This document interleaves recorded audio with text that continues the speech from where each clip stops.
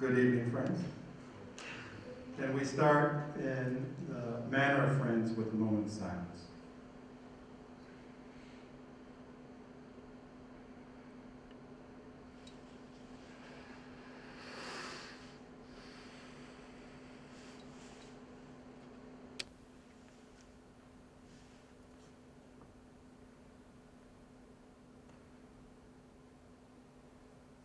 Thank you, everyone. It is my pleasure to welcome you this evening to the Nathan M. Clark Foundation Speaker Series, and we are pleased to introduce to you Rebecca Davis. My name is Kent Aldridge. I serve as head of school here at Wilmington Friends. In founding and serving as the executive director of Mind Peace, Rebecca Davis is responsible for the strategic direction, fundraising, and management of an organization currently operational in 6 countries and with headquarters in New York City. Prior to Mind Peace, Rebecca worked for the Carter Center, Stage Holding Russia, and Lincoln Center for the Performing Arts. She ran a professional dance company and a pre-professional training program in Philadelphia for 5 years, known as RDDC, Rebecca Davis Dance Company. Rebecca graduated summa cum laude with a Bachelor's of Business Administration and Entrepreneurship from Temple University, and she holds a Master's in International Relations with a concentration in Peacekeeping from American Military University. She received a postgraduate certificate in ballet and choreography studies during her Fulbright year in Russia. Rebecca has been recognized for outstanding leadership in Mind Peace's potential to scale an innovative solution, how to achieve and quantify behavioral change through movement. Rebecca is a 2-time Fulbright Scholar, Russia and Ukraine, and a former Greater New York City Fulbright alumna in residence. She was a 2017 Truman Security Fellow and a 2018 Gratitude New York Fellow, Network Fellow. A sought-after speaker whose accomplishments are frequently noted in various news media, Rebecca has most recently spoken at the World Bank's Human Development Week in 2019, Siegel Family Foundation's annual gallery meeting in 2019, and chaired the Arts and Resiliency panel for Ubuntu Arts Festival with panelists Reggie Landley, Lamar Baylor, and Royce Zachary. We're especially grateful for a grant from the Nathan M. Clark Foundation, which allows us to have this speaker series and to have Rebecca here with us today. The Nathan M. Clark Foundation is committed to adding to the quality of life in and around Wilmington, Delaware, and Philadelphia, Pennsylvania by supporting arts, culture, and redevelopment initiatives. We're particularly fortunate to have Ron G. Clark with us this evening, and thank you for being here. Throughout the day, Rebecca has met with about 300 students and teachers across all 3 divisions.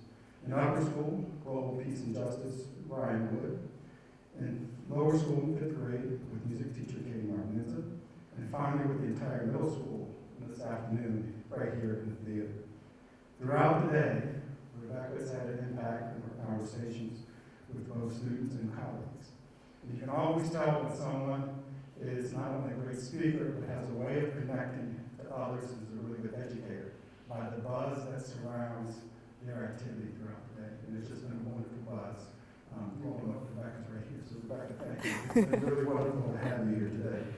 And though you may think we have a certain crowd here, we should also thank the very large audience that we have that's joining us on our live stream, and particularly Rebecca's colleagues with Mindless Leaps.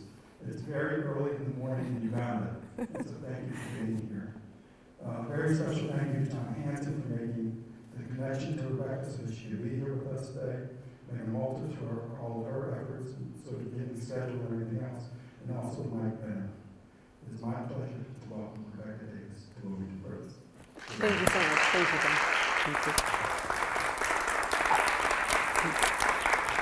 Thank you for the lovely introduction, and a special thank you to the Nathan M. Clark Foundation that is making this opportunity possible for all of us today and for Mind Leaps.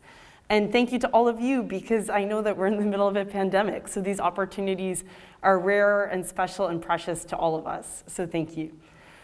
Today, I was asked to speak about being a peacemaker, and I kind of got stuck from the very beginning, because when I think of the word peacemaker, I don't naturally think about myself or even my organization, which is Mind Leaps. So I sat for a while looking at my PowerPoint, and then I put this picture when I think of the word peacemaker. And you can see I'm here in the middle, and this is a picture taken in Mauritania.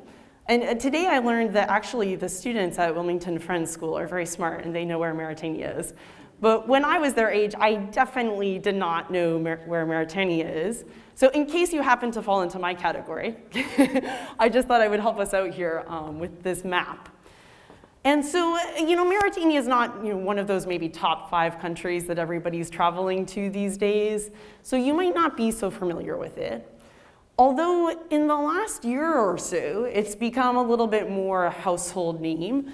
You might have heard of this movie called The Mauritanian, or you might have seen some of these news stories from earlier years as well that links the terrorist training in Mauritania to 9/11.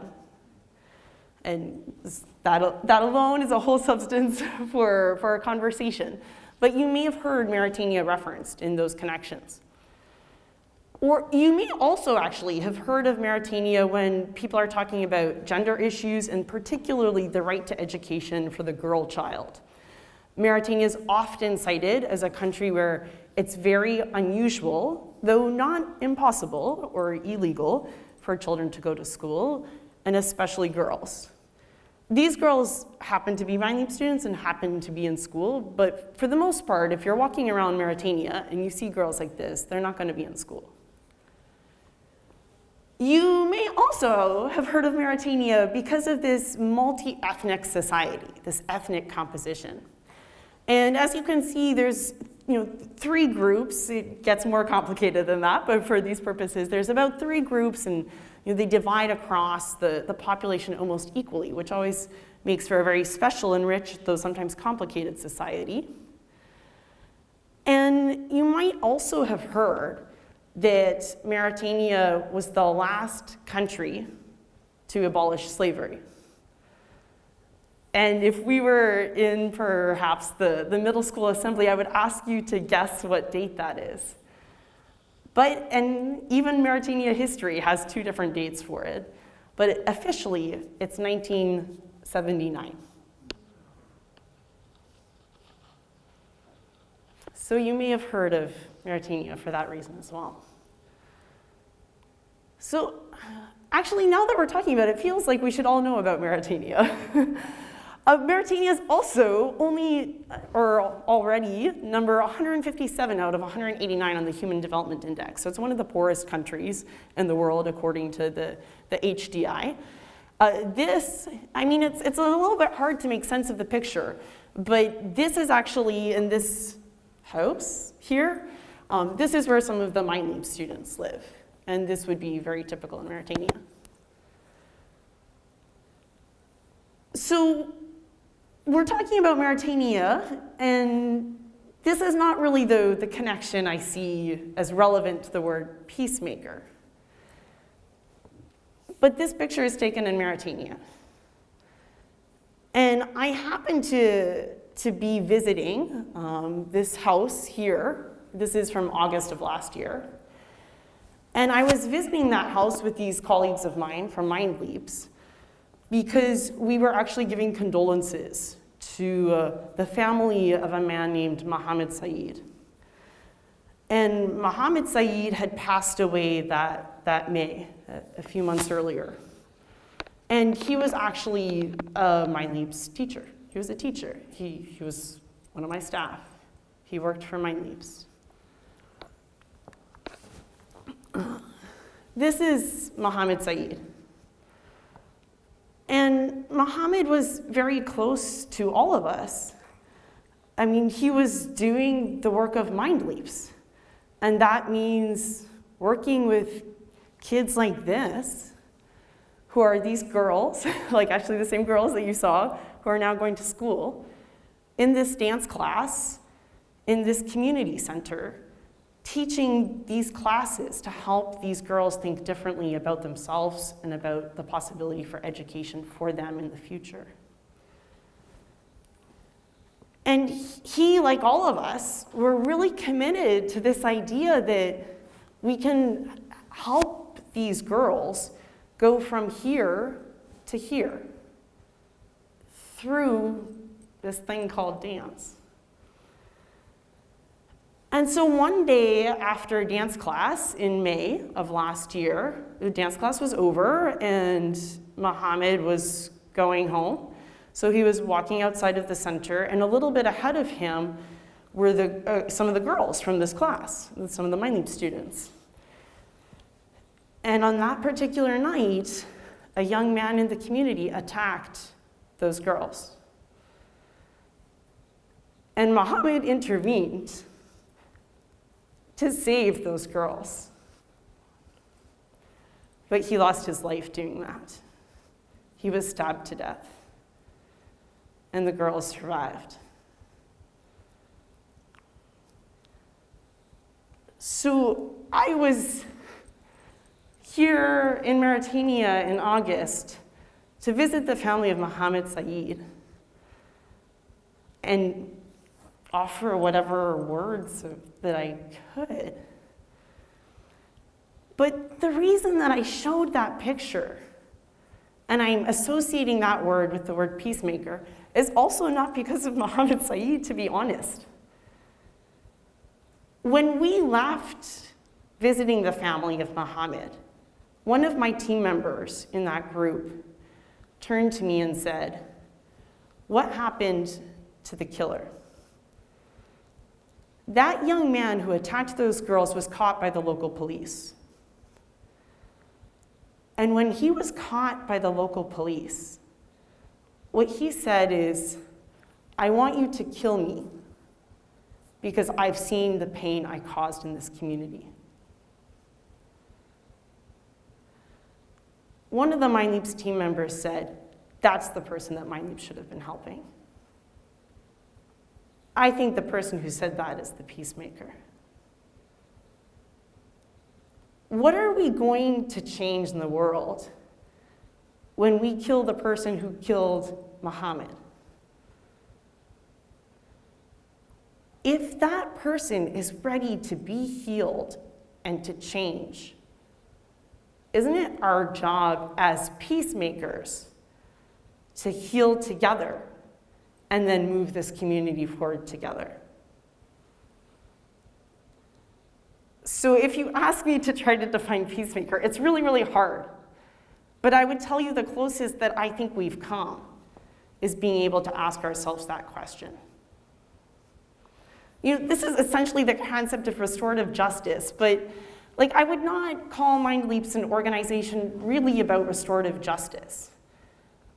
But what we fundamentally believe at Mind Leaps is there's a way that we think, there's a way that our brains work that can lead us to change the way we think about ourselves and others around us. And if that can be a positive path, that leads us to peace. So Mind Leaps uses, again, you've heard me kind of allude to it, but we'll test it, this idea of dance, which is like leaping and movement, to really develop the social emotional learning skills about how we think. And so I'm going to kind of tell you the end of the story first, which is, why is that worth it at Mind Leaps? Well, so Mind Leaps thinks that when we develop these skills, like teamwork and grit and self-esteem and creativity, that we can develop those in the spaces of using movement patterns and working with one another. And then that can bump our skills so that we have the capacity to access formal education and move our lives forward in a more independent way. So this is the philosophy at Mind Leaps. And again, starting kind of from the end backwards, so what do we do today? Well, today at Mind Leaps, we work in a bunch of different countries, which apparently all the Wilmington Friends School students can identify correctly on a map, which are North Macedonia and Mauritania and Guinea, and today, as of today, Rwanda and Uganda, and as of 2 weeks ago, the United States with our newest program in New York. And if I was standing here to give you a business presentation with all of my statistics, I would guide you to my table here. which talks about the growth of the organization from 2014 when we became Mind Leaps, and we had 340 youth to around COVID times. Our target number is 2,000 youth going through these dance programs in all these different communities. When we had 10 people, 1 in the US and 9 people in other countries trying to teach these dance classes, to today where we have 3 people in the US and 80 people who are from these communities in these different countries running these programs and helping us send 600 kids into formal education every year. So this kind of like assumes that whatever I said is truth and proof. But actually, I think we need to go a little deeper. I think we need to think, like, why does this premise work? Why am I standing here telling you, like, actually, if you want to create peace in the world, everyone should dance, right? Why are we so certain that dance is the right solution in Guinea, where the adult literacy rate is 40%? So if you live in Guinea, it's more likely that you cannot read and write no matter how old you are. So why, again, is dance the solution here? Or in Rwanda, all of our Rwanda experts, the country where 1 million people lost their lives in 100 days, like that's 1 person every 10 seconds. That means that by the time I click the next 2 slides, none of us would exist anymore. A few decades out, why is dance what will move this country forward? So I could share some more slides, but I'm not sure if you would believe me. So I thought it might be better if we do an experiment together, if that's okay with you. The answer has to be yes. Okay, cool. So we're gonna start, and hopefully I won't scratch too much with my mic. We're gonna start with something. I'm gonna kind of look strange. I'm gonna put my hands on my body so that our friends around the world can see. But you could put your hands on the lap, or those at home, maybe you'll put your hands on the table. You don't have to do the abdominal thing. And we're going to lift up each finger 1 at a time. Okay, so almost like you're playing the piano. So let's go ahead and do that all together. So we go 1, 2, 3, 4, 5, 6, 7, 8, 9, 10. Did that go fine? Okay, good. Let's go backwards. Let's start from the other side. 5, 6, 7, we go 1, 2, 3, 4, 5, 6, 7, 8, 9, 10. Still good, right? Okay, let's go a little bit faster. 1, 2, 3, 4, 5, 6, 7, 8, 9, 10. Backwards. 1, 2, 3, 4, 5, 6, 7, 8, 9, 10. Now let's lift up 1 and 10. 3 and 6. 7 and 4. 9 and 8. 4 and 2. Oof. Yeah, still okay there? I heard a lot of you have PhDs. I hope this is still okay. Okay, now let's go around one more time. Here we go. Let's just count, going 1 at a time. 5, 6, 7, we go. 1, 2, 3, 4, 5, 6, 7, 8, 9, 10. Backwards. 1, 2, 3, 4, 5, 6, 7, 8, 9, 10. Now let's say Emu. Thank you. Biri. Satu. Emu. Biri. Satu. Emu. Biri. Satu. Satu. Biri. Emu. What's number 2 in Luganda? Yeah. PhD. Okay, so this is our first experiment. What skills did you have to do right now to move your fingers? Count, in multiple languages. Right. Who can count to 3 in Luganda? Yeah, okay. Emu Biri Satu. And we associated this with the movement, right? I'm not saying, now let's all learn 1 in Luganda. Everyone repeat, 1, Emu, right? You are learning it in the process of doing it, okay? Okay, now, this you all did very well, thank you. Okay. This was, in fact, too easy an experiment. I can see that I underestimated your skill level. So, okay, let's go for experiment number 2. which requires a little bit of a level of self-esteem because I would like to ask for, well, I think we can get away with just 2 volunteers, but I would need 2 volunteers to join me here. I see like that half movement. Oh, okay, what can I tell you to increase your self-confidence? I'll be here with you the whole time. I won't leave you alone. You'll look successful. You'll feel differently. Oh, yeah. I wish I could tell you that I'll give you $1 million, but that would not be the case. Thank you so much to volunteers. Performing arts teachers, you have to, right? Okay, thank you. Let's give our 2 volunteers a round of applause. Woo! Okay, let's go across here. We're going to start on this side. Okay. And actually, you could feel free to join us if you like. And we're going to start, you can relax your arms. We're going to do something called jazz walks. What are we going to do? Jazz walks. Okay, so now let's do it all together. We're going to put our right foot out and then our left foot. We're always going to cross in front. Okay? And we're going to go side, front, side, front. And what are we doing? Jazz walks. Oh, wow. It sounds like you wanted to do jazz walks too. Okay, let's go back this side. So we're going to go now starting with our left, right. Oh, this is, again, too easy for you. Oh, my goodness. I should have known that the Wilmington Friends School level was up here for experiments. Okay, we're going to continue doing jazz walks, but I'm going to help us out with a little bit of music. And afterwards, those of you who didn't volunteer will be able to do our next experiment. Okay. You can adjust the volumes for us. Thank you so much. Okay, let's do jazz walks all together, okay? All 3 of us, okay? We're going to go all the way across. 5, 6, 7, 8, and what are we doing? Yeah, oh, good. Yes, excellent, round 1. Okay, let's do round 2 without me. Okay. 5, 6, 7, 8.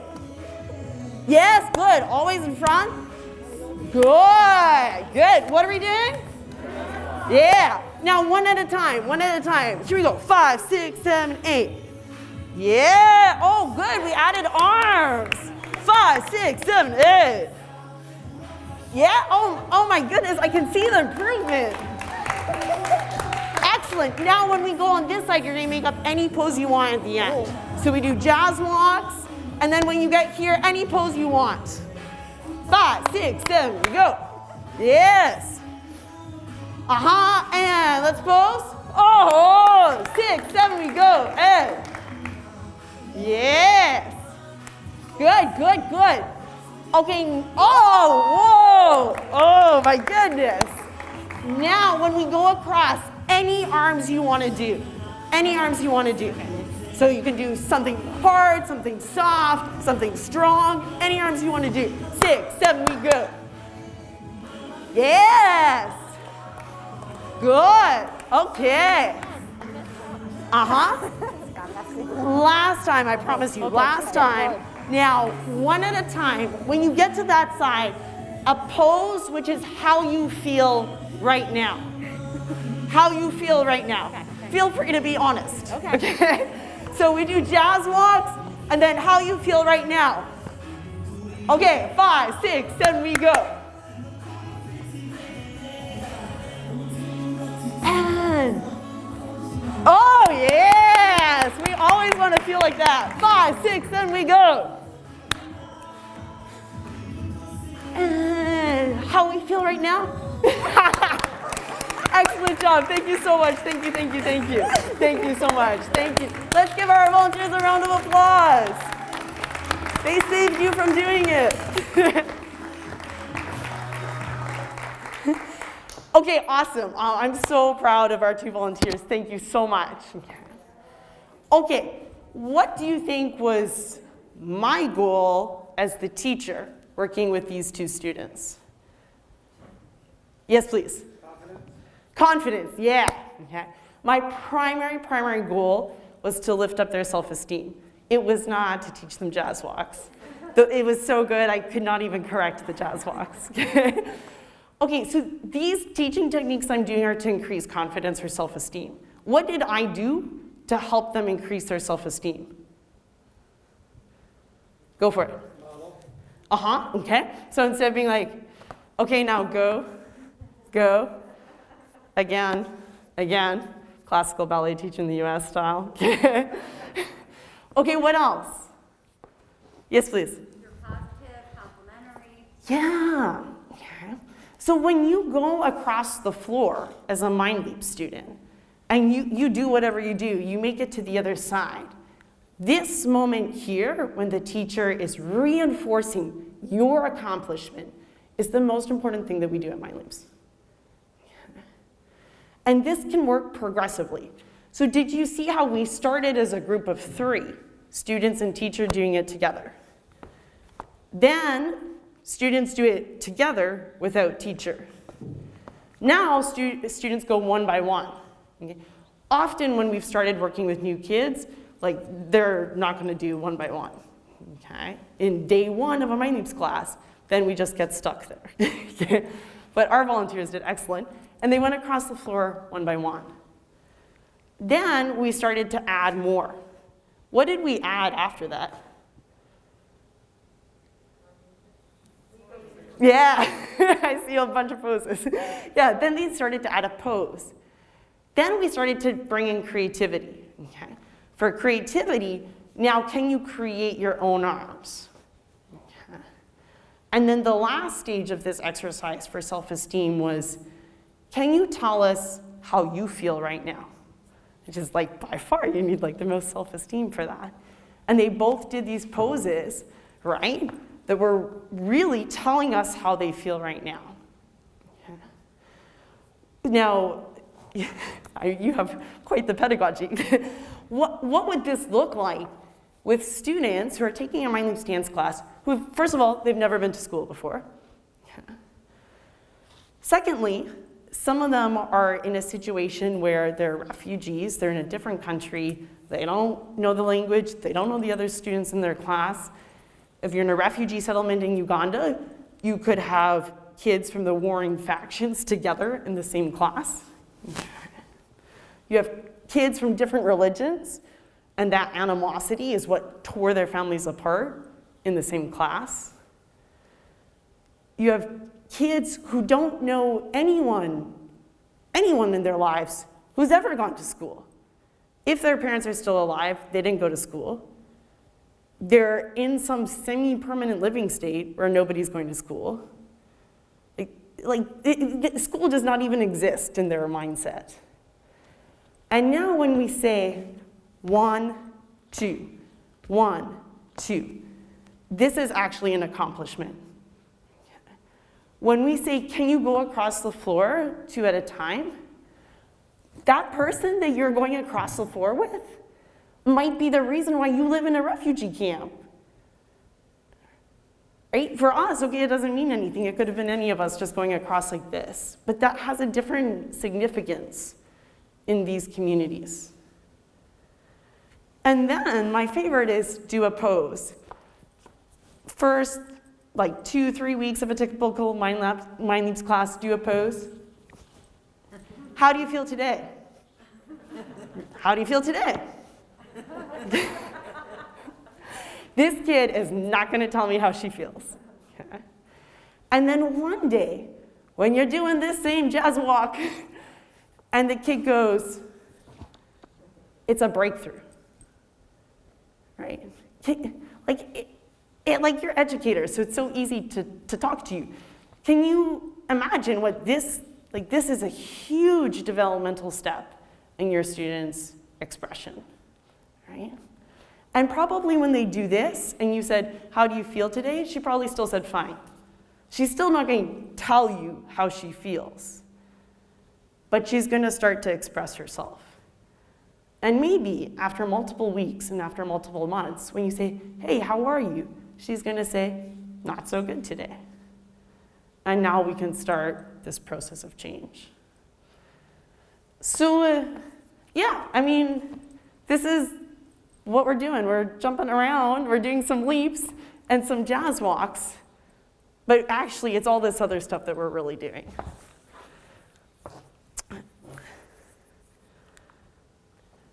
The particular, and you already, oh, you're gonna get to listen to it again.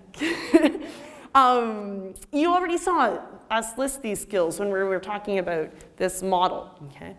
But these are the 7 particular skills that at MindLeaps we develop through this particular set of movement patterns.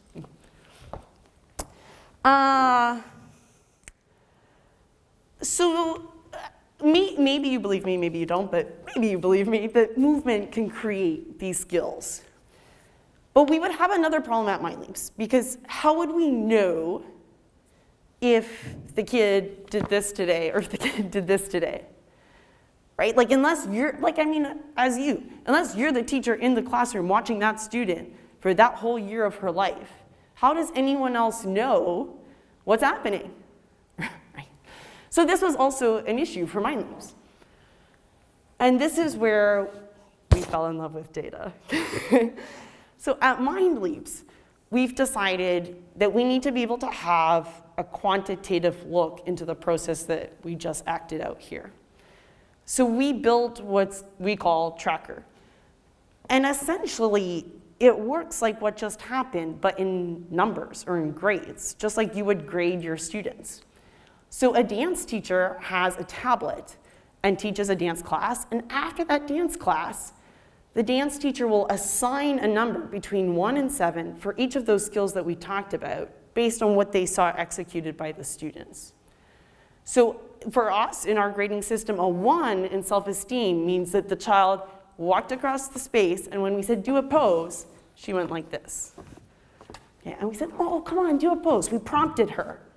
And even when we prompt her, no pose. Kid is not doing a pose. Okay? A 2 in self-esteem for MindLeaps is when you prompt her, then she does her pose. Okay? We don't care if it was a good pose. We just wanted the pose. Okay? But with prompts, she could do it. And then this scale works all the way up to the point where the kid is just doing her own thing, right? It doesn't actually even matter if we're there as teachers. So this data, then we put into this system called Tracker, and this is what, when we're talking about our dance classes, this is what we're talking about. We're talking about sets of data. This is a data set for a group of children in Urachinga refugee settlement in Uganda. And it's all of those 7 skills combined for all of these students in this particular data set from 1 to a maximum of 7, and each class is scored. So for language, so in Uganda, we're trying to teach these kids English through dance movement, because if they go to school, they'll study in English, even though none of them speak English. And we see that like the skills are like getting there, right? They're getting better. Okay. Now that's useful at one level, but I think all of you know as educators, I mean, you wouldn't ever say like the 6th graders are improving, right? There's so many individual students inside that 6th grade class. So at MindLeaps, we want to look at that data set per child. Okay, this is Annette. Okay, she's one of the students in this refugee camp. And this is how she's doing on teamwork. Annette doesn't go to school, but what we're hoping is that we can get her to a point where her social emotional learning is strong enough that if we put her into the school environment, she wouldn't fall apart, that she would have enough resilience built up in there that when kids make fun of her, when she doesn't understand what's going on, when there's no good teamwork and people are hitting her, when there's no discipline in the class, when the teacher doesn't show up today because it's a refugee camp, she still says, I want to be in school. Right? All those other things that are not actually her math and social studies scores, those are the skills we know that she needs to stick it out when she goes back to school. So this is Annette's particular structure for teamwork, not getting there all the way, but getting there. And this is the kind of conversation that we have as dance teachers. We sit down, we look at data, we talk about how we see these kids developing, and we help to try to figure out what resources can we invest in them for them to make that trajectory, for them to get through their lives and become independent. So I kind of make it sound like I built a data system, which is definitely not the case. MindLeaps had the chance to work with Tomislav Pesciut, a software engineer, and a group of engineers in the US, alongside a research team in Rwanda that crossed over to the Balkans and West Africa, with Carnegie Mellon University and Drexel University, and this team of data scientists, psychologists, educators, and artists built the system that I just described. So now I'm talking all about social emotional learning. But wait, I think I was supposed to be talking about peacemaking, right? So why again do we care about social emotional learning in connection to peace? Well, if I was giving you a business presentation, I would say when we develop these social emotional learning skills at MindLeaps, then we see these impact factors. We see that actually these kids, once we put them back into school, only 1.5% of them drop out. So that girl, Annette, when she's going to go to school, she's likely to stay in school. 66% of these kids go on to perform in the top 20% of their academic classes. Mind you, they're not at Wilmington Friends, but in their local schools, they're excelling. And let's remember that these are kids who don't know anyone in their lives who's gone to school. Like, they will not be able to tell you somebody who has a high school degree. And after COVID, our students went back to school, which, for those of you who are following COVID news about out-of-school rates around the world, I mean, nobody went to school, back to school after COVID. It was really a push in these communities to get youth back into the schooling system. This is one way to answer, right? Is social emotional learning working towards peace? Okay, more people are getting educated, we're learning more, we're staying in school. But actually, if I really wanted to tell you what I think social emotional learning does for peace, it wouldn't be a bunch of statistics from MindLeaps. It would be experiences that I've seen happen, like this girl in Guinea stand up after her dance class and say, I'd like to take the microphone and address the parents in my community. It would be someone like this. This is Emmanuel Asingwe, a Burundian refugee who is in Rwanda. As Burundi has improved over the last couple of years, Emmanuel said, I'm going to go home. I am going to repatriate myself. I am going to go find a safe community to live in. It would be these girls in Mauritania, Mohammed Saeed's students, who they negotiated with their parents to be allowed to go to school. And this girl, she just performed as the #1 student in her community on the national exam. And she would have never gone to school before. Like, for me, like, this is the connection with peace. Because I don't really know that peace means everybody stays in school, or everybody gets these marks, or everybody gets this graph. But I think it does mean youth can think for themselves. They can think about themselves positively, they can see their future, and they can decide what step they want to take to that future. And frankly, they really don't need MindLeaps anymore. For me, this is the connection with peace. I kind of think the days when peace is a job, right? There's peacekeepers, there's people who go to school to learn how to bring about peace in the world. And then you go somewhere and you make people talk to each other, or you sign treaties. I kind of think, frankly, those days are over for the world. I think peace in the way forward is going to depend on how we think about ourselves, and most importantly, how we think about the others. So in my mind, this is the connection.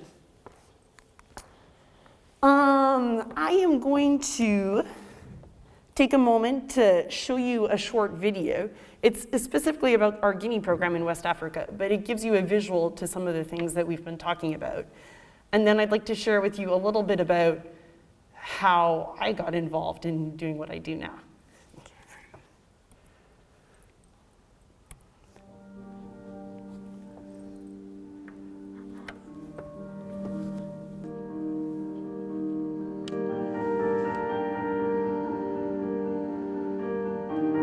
The My Name's Guinea program follows our methodology of using dance as a way to attract the most vulnerable youth to safe spaces.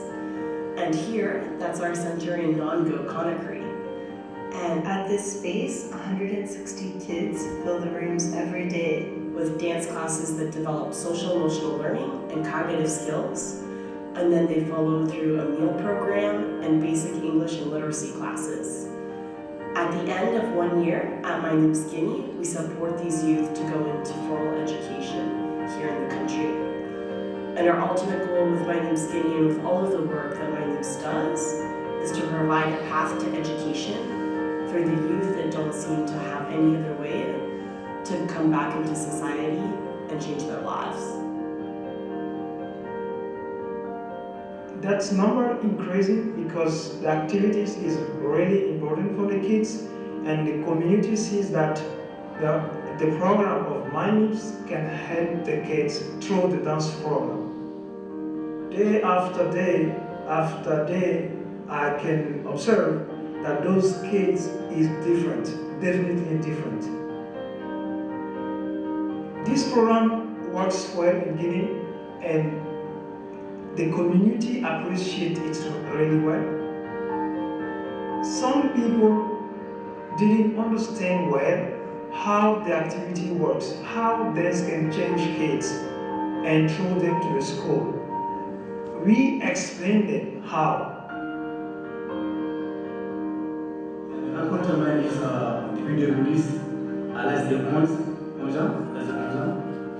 Avant, je ne savais pas danser, je ne sais pas lire, ni parler l'anglais. Mais je remercie beaucoup aujourd'hui tout ce qu'il a fait pour moi. Parce que j'ai beaucoup vécu dans la recherche. Et moi, j'étais venu à Guinée en 2010, il nous a aidé beaucoup. Donc, maintenant, là, nous avons beaucoup d'enfants. Parce qu'au départ, on avait seulement 20 enfants, 20 à 22 comme ça. Là. Maintenant, nous avons plus de 60 et quelques enfants maintenant. Là. Et chaque fois, les enfants viennent, les enfants viennent. Depuis que j'étais pas à l'école, depuis que mon livre était créé, je m'entendais dire à mes amis mais je ne savais pas un livre c'est quoi. J'avais dit à ma mère de faire un travail de livre et j'ai venu. J'ai trouvé que même prend bien soin des enfants et j'ai étudié à Manlips. Mais voilà, maintenant je suis à l'école. Today, if you come to My Name's Guinea in Conakry, you'll see 106 children running around the center and starting their path towards formal education.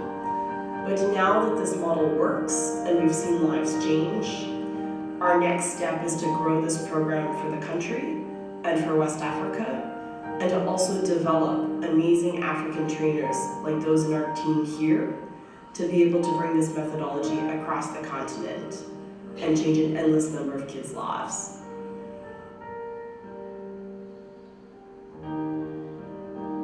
Okay, thank you. So now I've kind of told you part of the My Name's story, but I didn't necessarily tell you how I ended up doing what all of these things are. This is actually not a self-portrait, though it's intended to be me. But if I was actually doing a self-portrait, it would look even worse than this. So we had to go with the clip art style. I was not thinking about Mauritania when I was growing up in Canada. This is me with my sister. My sister's the smart one in the family. She's at the University of Michigan. And what I was interested in growing up was going to school, I liked school, and dance. And my world revolved around these two things, like quite literally. Like 50% of my time was at school and 50% of my time was dancing. And at school, I really liked school, but what really frustrated me was why we always have to sit still. I mean, you can probably tell with how I move around and use my arms. Like, sitting still is just really really hard for me, even though I could concentrate. And then I would go to dance class, and I almost like felt like my ballet teachers were like telling me to like turn off my brain. They were like, now use your body, which is great, but use your body because we're going to be swans. We're going to be princesses. I was like, well, I just came from like reading Antigone at school. Why do I have to be a swan? Isn't there a way that these two things could happen at the same time? And so I decided at 18, I was like, you know what? I'm just going to audition for a dance company where I can be a dancer and all of the things that we dance about are social issues. And I found out that that job does not exist. And I was like, oh, this is problematic. Now what am I gonna do? So basically, the path that I took is go learn what you don't know to be able to do what you wanna do. So if I wanted that job, then I got the idea that I should run my own dance company, and then I'll choreograph works about social issues, and then dancers will dance them. Like, that's exactly what I want to do. But then that would mean, though, starting a dance company. And I didn't know anything about running a company. So then somebody was like, sounds like you need to go to business school. I was like, oh yeah, that makes sense. This is like how thought out my plan was, right? So then I was like, okay, where can I go for an undergraduate business degree in entrepreneurship? And I got my undergraduate business degree in entrepreneurship. But, you know, with this idea that we're building dance pieces about social issues, I knew how to dance, but I didn't know how to make a dance story, say, about Antigone. Like, I just knew how to like do the moves, right? So I got my Fulbright to go to Russia with the premise that I needed to go to Russia to study choreography, because in Russia they have a system to teach you how to do these things. So I went to Russia and I got tortured, taught by my Russian dance teacher. But they really taught me that. If you say, I want to make a ballet about this story, there's a system that you go through. Like it's like a factory. And you go through this factory and it produces this result. And if you hear the language I'm using, you're hearing part of the Mind Leaps model right now. That when you go through the system, and it's always the same, you can predict the outcome. And that's why Russia just like manufactures these ballet dancers. Like there's literally a system, it's like an assembly line that like turns out these dancers. And that's why they can create that level of art at that capacity and at that scale. So yes, I learned about choreography, but I think more importantly in Russia, I recognized the power of a system. So then this was good. So then I came back and I created this dance company in Philadelphia, and we were doing what I wanted to do with my life. We chose the social issue, which was the genocide in Darfur. And like this is like check boxes, right? Following my life path right now. And so we do this production, which is about this genocide that was happening in Darfur, Sudan, now Sudan, South Sudan at the time. And I thought, after everything I've been trying to do with my life, I thought the result of this good work that I was doing would be, good job, Rebecca, we liked the show. That was not the result. The result was like, oh my gosh, what should I do to help people in Darfur? And I was like, I don't know. Right? So this was, as I said to some of the students today, this was kind of like my light bulb moment, because it didn't even occur to me that I would end up in this situation until that moment. And so I kind of fell back on what I've learned in life, which is I better go learn what the answer is to this question. So I went back to school. I did my master's in conflict resolution with a concentration in peacekeeping. That taught me some frameworks. That was fine. But I didn't really know what to tell these audience members about how to help people in Darfur. So then I decided to go look at what a post-genocide country would look like. And that's what took me to Rwanda. I went to Rwanda, so I was like, okay, oh my goodness, this is humiliating to admit. I was like, okay, Rwandans, what should I tell people who are sitting in the audience in Philadelphia who want to end genocide in Darfur? And you know what? Nobody in Rwanda wanted to answer that question. Instead, they wanted to tell me about their lives. And I learned, and I learned, and I learned, and I saw, and I saw, and I saw. And what I saw is all these kids dancing. None of these kids were in school, and they were always dancing on the streets. And when I talked to them, I was like, I mean, what do you think is peace? And they were like, going to school. I was like, gosh, there's gotta be a connection here. There's gotta be a connection between this thing that you love to do that I know from my training develops all of these cognitive skills and makes you successful in life, and the fact that you can't access that education. And it was these experiences all tied together that then started my journey traveling around the world. I lived for 3 years, bouncing between the Balkans and West Africa and East Africa, and working with all those people who you heard me rattle off: Drexel University, Carnegie Mellon, these teachers, these educators, these psychologists, these dancers from all of these communities. And that's what we did. We just put kids together and we kept teaching dance classes until we could identify what are these patterns? When we do this, this, and this, why does that always increase self-esteem? No matter if it's in Rwanda, in Bosnia-Herzegovina, or here in Wilmington Friends School. And then that became the curriculum and the codified system that became Mind Leaps. But I share that especially because many of you are working with youth. And I think sometimes we think you should go be a peacemaker, or we think, we can inspire people to go achieve good things in the world. But my story, that's why I say it's difficult to label myself a peacemaker. My story is me pursuing what I wanted to pursue in life and figuring out how to get educated, to learn what I didn't know, to keep going in that direction. But with all of these exposure points that you create with your students, you can see how doing these things has all of this power and benefit and community connected to it. And that becomes like this momentum that supersedes a certain person and supersedes an organization and maybe starts to build peace. So today at Mind Leaps, we're working in new communities. We're working in North Macedonia, a community that doesn't seem to have the problems that we talked about, but actually puts Albanians and Macedonians in the same room for the first time because their schools are segregated. And our very first attempt at applying this model in New York City with these kids who have incarcerated parents in Brooklyn, and seeing if this same idea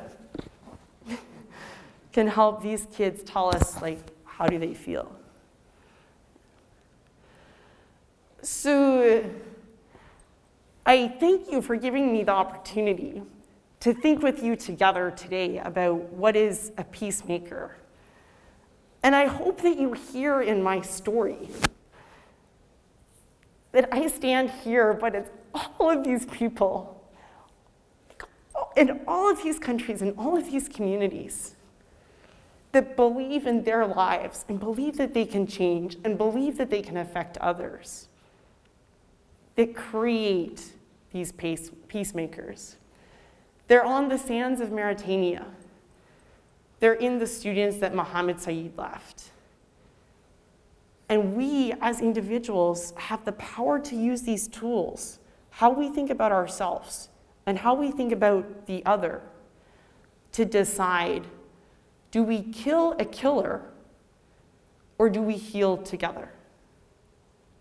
Thank you.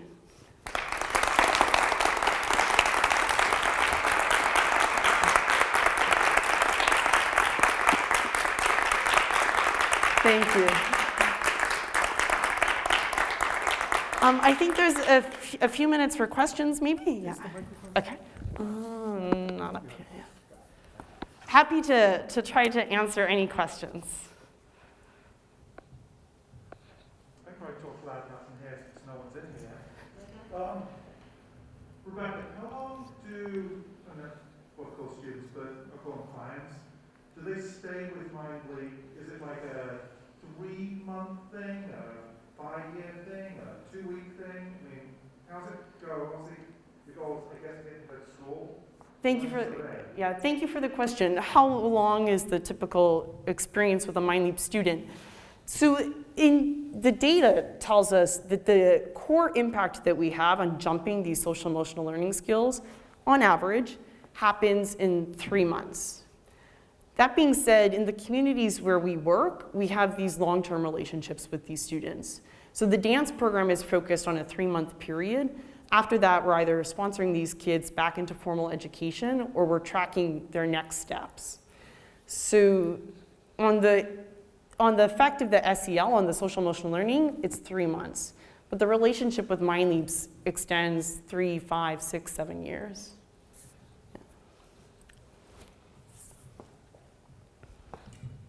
With the 1 through 7 with the instructors, what kind of training do they go through so it's more objective than 1 through 7 rather than being subjective? Great question. So for how do we train our instructors, and then how do we look at the subjectivity and the data collection?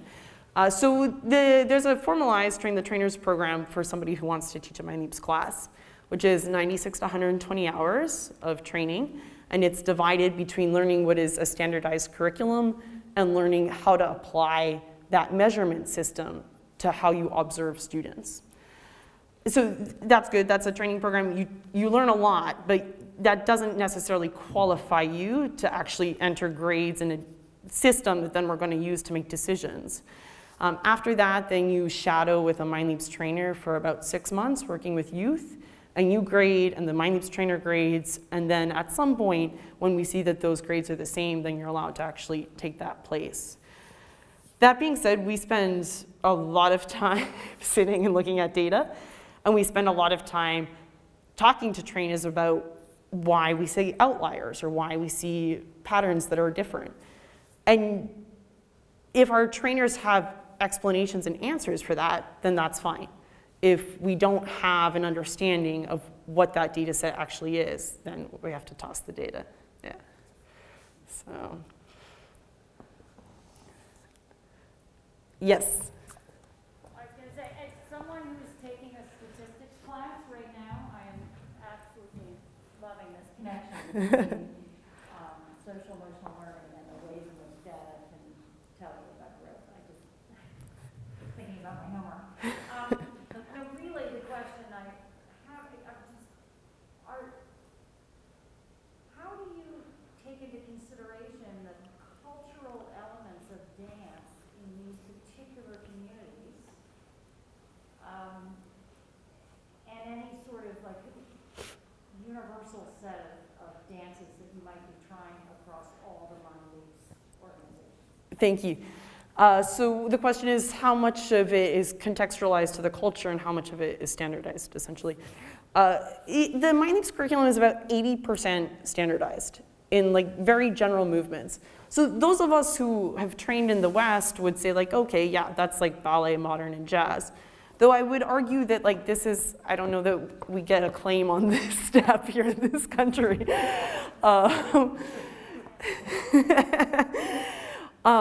That being said, that is codified, so it's the same. But there's about a 20% part of the class, it's called choreography. And it's a series of exercises, but the movements that you want to use to teach those exercises are up to the teacher. So we see like a real adaptation happen at that level, which is part of every class. The other thing that I see increasingly as I travel is that everybody who works for MindLeaps is from these communities. There's a set of international trainers that travel around for trainings and things like that, but day-to-day training is done by somebody in the community. So even though we might say everybody's doing jazz walk and they're going to call it jazz walk, there's some element that still is cultural, the music they choose to use, how they show the step, because it's their bodies moving. So I think that although we don't say that that's different, when you look at it in the field, you feel the difference between watching a Ghanaian teacher and watching a Rwandan teacher teach the same jazz walk. Yeah. So this is kind of how I would answer that. One more question, or we can pass back? Okay. Okay, I would like to say thank you once again, and thank you again to the Nathan M. Clark Foundation and the opportunity to be at Wilmington Friends School. Thank you. Thank you, Rebecca. Thank you for those of us, for those of you who are joining us via live stream. If you're in our time zone, have a wonderful night. If you're in Uganda, good morning.